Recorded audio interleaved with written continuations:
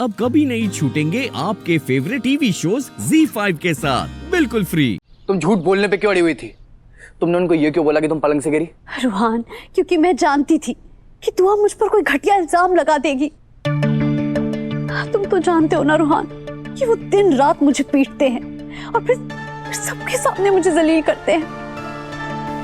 वो तो मुझे मेरे हक में दलील देने लायक तक नहीं छोड़ते। रूहान, तुमने देखा नहीं आज वो दोनों कैसे नाटक कर रहे थे? इस बेहया लड़की ने कल रात को हैदर को नशीली दवाइयां देकर उनका फायदा उठाने की कोशिश की है।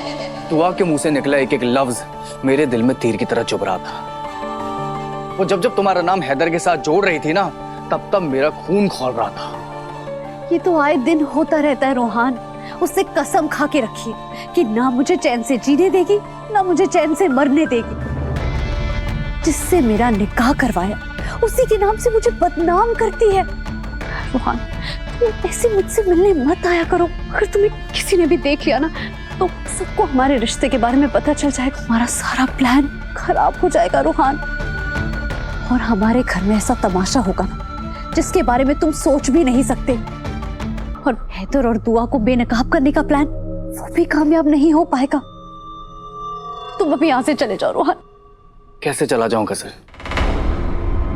जब तक तुम्हें नहीं देखता मेरा दिन पूरा नहीं होता। मैं एक बार सांस लिए बिना रह सकता हूँ मगर तुमको देखे बिना नहीं। और तुम बोलते चले जाओ।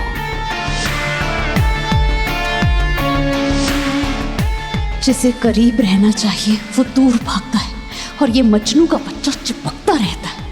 उफ, जी तो करता है इसका खून कर दूं।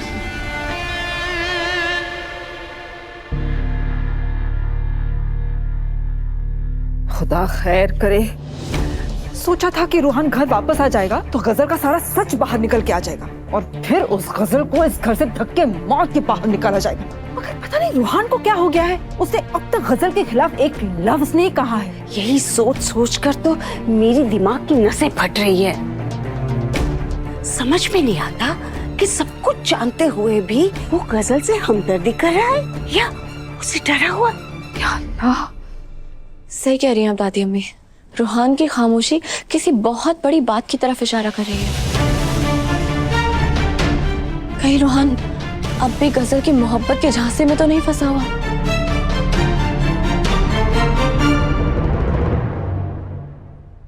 रूहान हटो।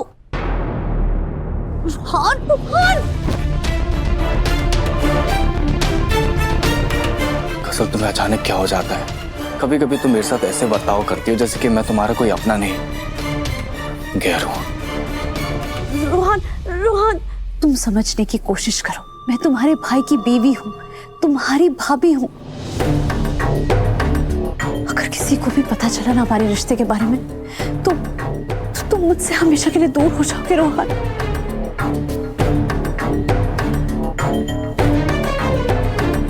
रूहान, दूर रहो मुझसे ताकि किसी को हम पे उंगली उठाने का मौका ना मिले।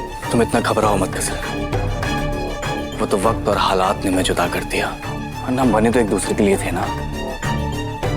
फिक्र मत करो, मैंने सबको बोल दिया कि हमारा कोई नाता नहीं है। हम पे कोई शक नहीं करेगा। मगर मुझे एक बात समझ में नहीं आ रही, अम्मी जो कल तक तुम्हारे साथ थी आज तुम्हारे खिलाफ कैसे हो गई? ये सब हैदर और दुआ की चालाकी है रूहान। वो सबको अपने वश में करना चाहते हैं और उन सबका हिस्सा हथियाना चाहते हैं। ये सब पैसों का खेल है रूहान।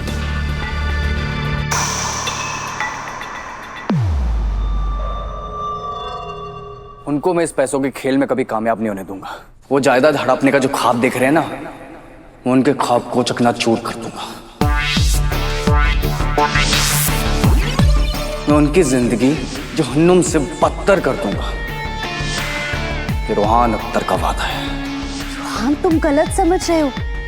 हैदर तुम्हारे पैसों का लालची नहीं है। वो तो दुआ के बहकावे में। वो दुआ जो दो भाइयों को अलग करके इस घर में दीवार खड़ी करना चाहती है। रूहान, हमारी दुश्मन दुआ है, हैदर नहीं।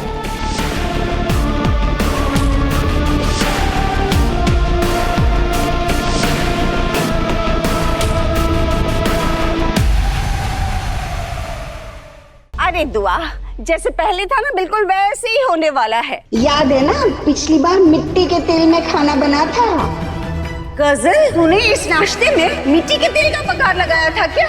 हाँ दादी अम्मी, मैंने मिट्टी के तेल में ही तो बनाया है। वो क्या है ना, मिट्टी के तेल में तले हुए परांठे सबसे ज्यादा अच्छे होते हैं। मतलब आज भी मिट्टी वाले तेल में हमें तली हुई पूरियां मिलेगी। अम्मी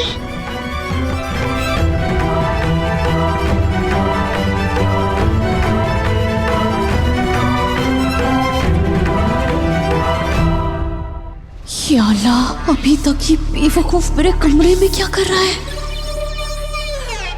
फिर भी आप कह रही हैं तो मैं मान लेती हूँ।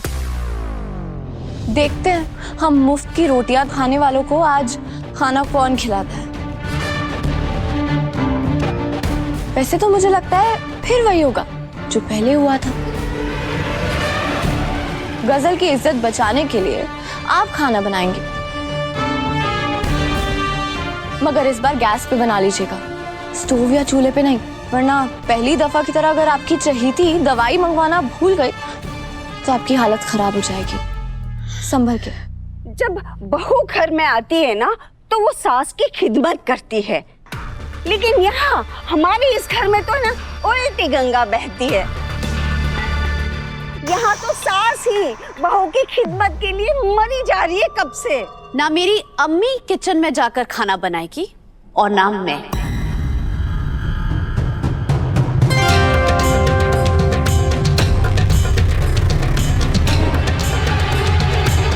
अच्छा, तो फिर तुम्हारे अलादीन मामू कोई चिराग छोड़कर गए हैं जो खाना यहाँ पहुँचा देंगे? कुछ ऐसा ही समझ लो दुआ। ऐसा है तो दिखाओ अपनी जादूगरी, साबित करो खुद को। दो अपनी सासू अम्मी को बहू का सुख,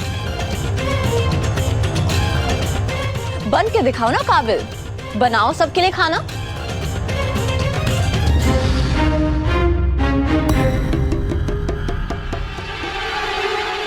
दुआ, अगर औरतों का खाना बनाना ही उनकी काबिलियत साबित करता तो वो घर की नौकरानी मुम्मू, वो इस घर की सबसे अच्छी बहू होती।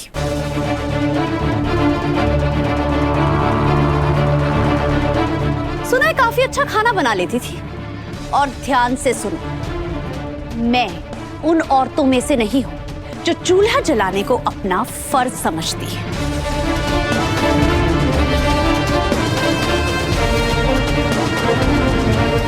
और रोटियों को गोल बनाना अपना हुनर। मैं इस घर की नौकरानी नहीं हूं, मैं इस घर की शहजादी हूं, कोई बावर्ची नहीं। Z5 ऐप डाउनलोड करें और देखें सारे एपिसोड्स बिल्कुल फ्री।